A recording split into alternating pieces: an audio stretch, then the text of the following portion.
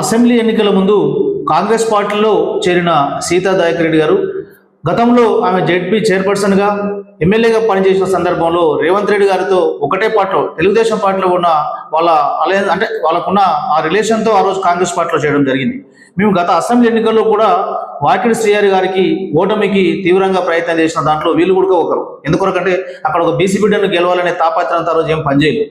మాకేమనిపిస్తుందంటే ఈ రీసెంట్గా child right commission చైర్పర్సన్గా సీతా దయాకర్ రెడ్డిని నియమించి వాకిడి శ్రీహరి గారికి చెక్ పెట్టే విధంగా ఈరోజు అక్కడ ఆ నియోజకవర్గంలో జరుగుతున్నది ఒక ప్రశ్న వస్తుంది. ఎందుకొరకంటే ఈ జిల్లాలో నామినేటెడ్ పోస్టులో కార్పొరేషన్ చైర్మన్ విషయంలో బీసీలకు చాలా అన్యాయం జరిగిన మాట వాస్తవం. కానీ కనీసం మంత్రివర్గంలో ఒక బీసీ బిడ్డకు ఒక ముదిరాజు సామాజిక వర్గానికి చెందిన వ్యక్తికి అవకాశం కల్పిస్తారనేది చూసిన సందర్భంలో మళ్ళీ ఇటువంటి వ్యవహారాలు ముందుకు తీసుకొని వచ్చి అక్కడ మత్తల్లో బీసీకి చెక్కు పెట్టాలనే విధంగా ఈరోజు కాంగ్రెస్ పార్టీ అధిష్టానం ఆలోచిస్తున్నట్లు ఈరోజు బీసీ సమాజం మొత్తం భావించవలసి వస్తుంది.